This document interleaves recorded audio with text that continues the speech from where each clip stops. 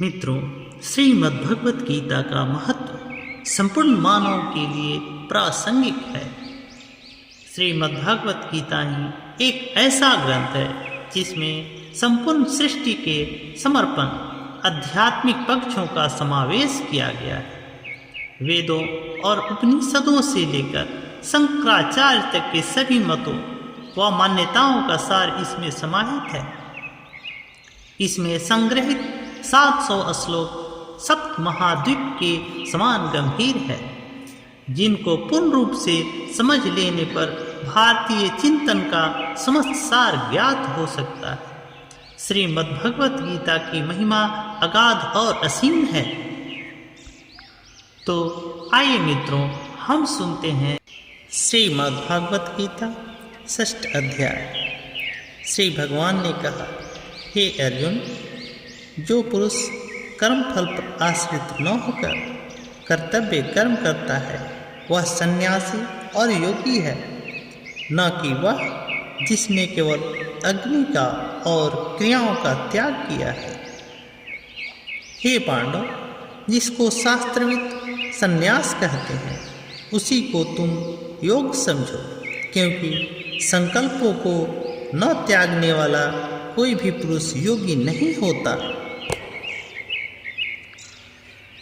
योग में आरूढ़ होने की इच्छा वाले मुनि के लिए कर्म करना ही साधन कहा है, और योगारूढ़ हो जाने पर उसी पुरुष के लिए सम को शांति, संकल्प, संन्यास साधन कहा गया है। जब साधक न इंद्रियों के विषयों में और न कर्मों में आसक्त होता है, तब सर्व संकल्पों के सन्यासी को योगारूढ़ कहा जाता है।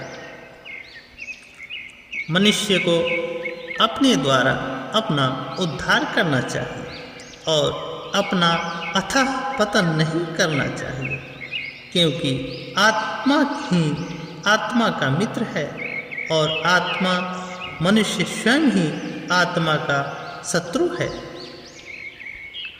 जिसने आत्मा को आत्मा के द्वारा जीत लिया है, उस पुरुष का आत्मा उसका मित्र होता है, परंतु अजितेंद्रिय के लिए आत्मा शत्रु के समान स्थित होता है। शीत उष्ण, सुख दुख तथा मान अपमान में जो प्रशांत रहता है, ऐसा चितात्मा पुरुष के लिए परमात्मा सम्यक प्रकार से स्थित है, अर्थात आत्म रूप में विद्यमान है। जो योगी ज्ञान और विज्ञान से तृप्त है, जो विकार रहित और जितेंद्रिय है, जिसको मिट्टी, पाषाण और कंचन समान है, वह परमात्मा से युक्त कहलाता है। जो पुरुष सुहृद, मित्र, शत्रु, उदासीन, मध्यस्थ, द्वेषी और बांधवों में तथा धर्मात्माओं में और पापियों में भी समान भाव वाला है, वह श्रेष्ठ है।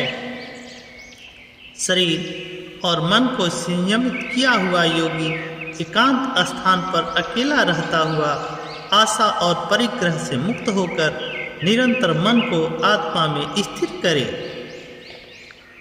तथा स्वच्छ भूमि में कुछ मृगशाल और उस पर वस्त्र रखा हो ऐसे अपने आसन को न अति ऊंचा और न अति नीचा स्थिर स्थापित करके वहाँ आसन पे बैठकर मन को एकाग्र करके चित्त और इंद्रियों की क्रियाओं को वश में किए हुए आत्मशुद्धि के लिए योग का अभ्यास करें।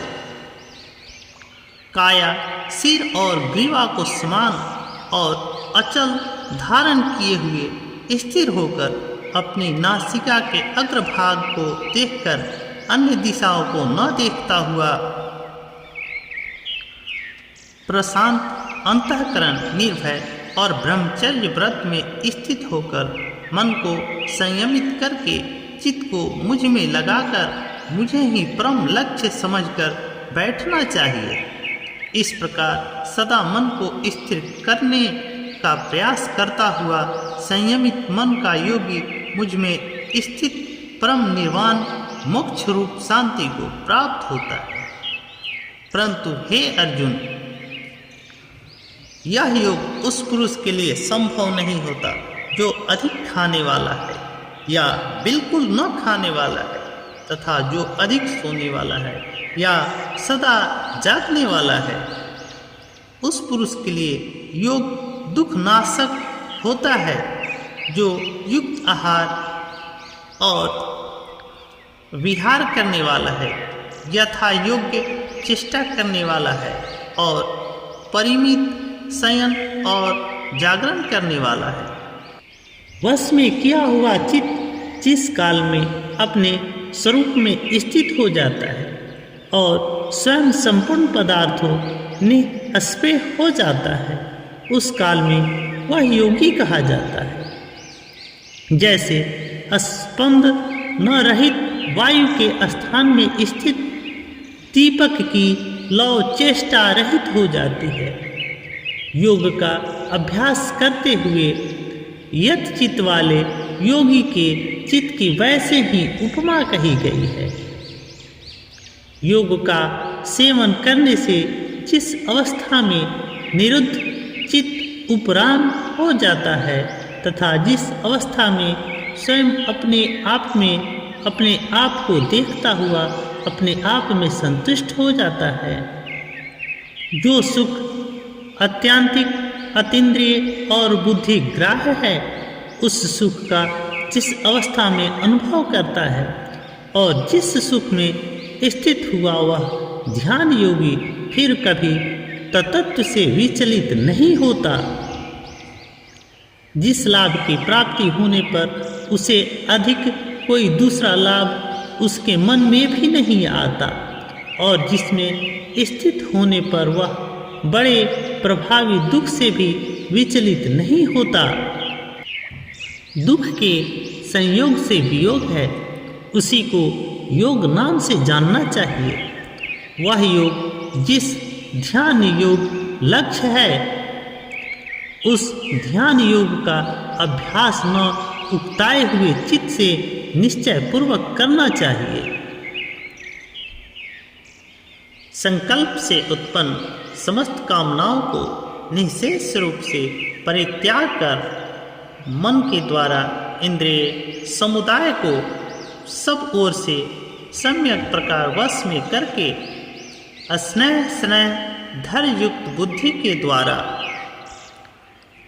शांति को प्राप्त हुए मन को आत्मा में स्थित करके फिर अन्य कुछ भी चिंतन न करे। वह चंचल और अस्थिर मन जिस कारणों से विषयों में विचरण करता है, उनसे संयमित करके उसे आत्मा के ही वश में लावे, अर्थात आत्मा में स्थिर करे। जिसका मन प्रशांत है, जो पाप रहित है और जिसका रजोगुण शांत हुआ है, ऐसे ब्रह्म रूप हुए इस योगी को उत्तम सुख प्राप्त होता है।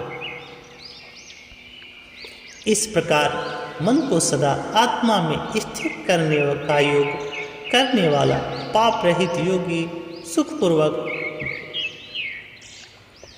ब्रह्म संस्पर्श का परम सुख प्राप्त करता है।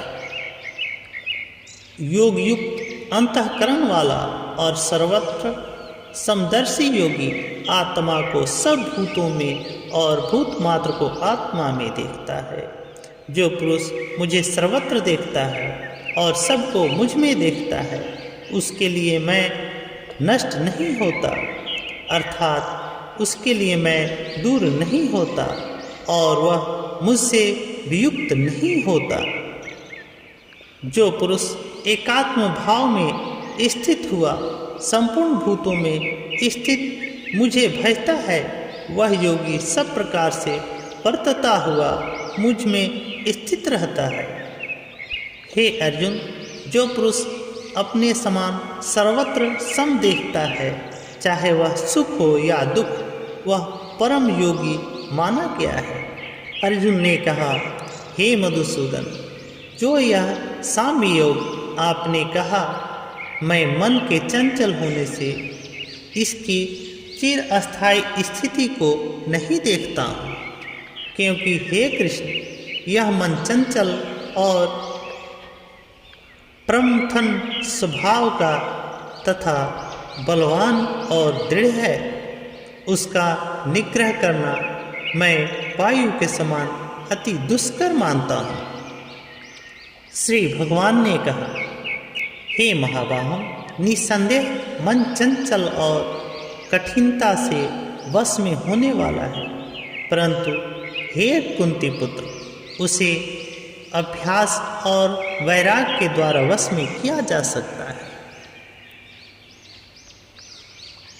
असंयत मन के पुरुष द्वारा योग प्राप्त होना कठिन है, परंतु स्वाधीन मन वाले प्रयत्नशील पुरुष द्वारा उपाय से योग प्राप्त होना संभव है। यह मेरा मत है। अर्जुन ने कहा, हे कृष्ण, जिसका मन योग से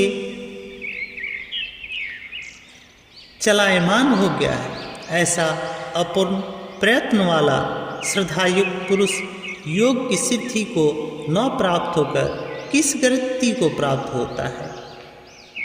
हे महाबाहो, क्या वह ब्रह्म के मार्ग में मोहित तथा आश्रय रहित पुरुष छिन्न भिन्न मेघ के समान दोनों ओर से भ्रष्ट हुआ नष्ट तो नहीं हो जाता है? हे कृष्ण, मेरे इस संशय को निःशेष रूप से छेदन करने के लिए आप ही योग्य है, क्योंकि आपके अतिरिक्त अन्य कोई इस संशय का छेदन करने वाला मिलना संभव नहीं है। श्री भगवान ने कहा, हे पार्थ, उस पुरुष का न तो इस लोक में और न ही परलोक में ही नाश होता है। हे तात, कोई भी शुभ कर्म करने वाला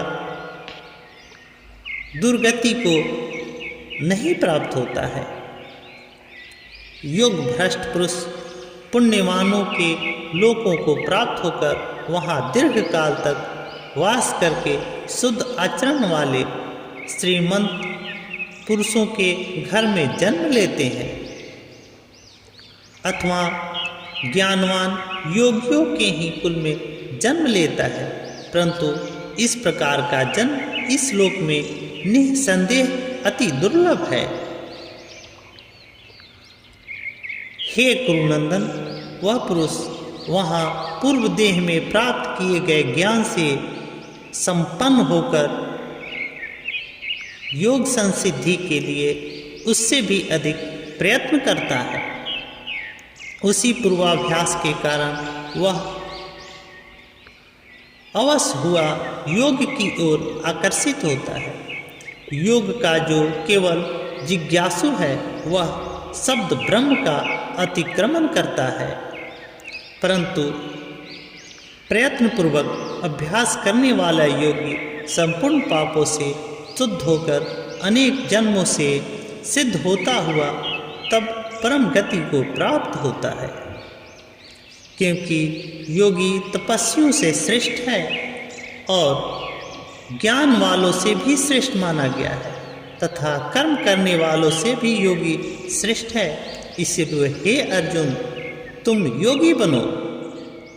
समस्त योगियों में जो भी श्रद्धावान योगी मुझ में युक्त हुए अंतरात्मा से अर्थात एकत्व भाव से मुझे भजता है, वह मुझे युक्तम सर्वश्रेष्ठ मान्य है।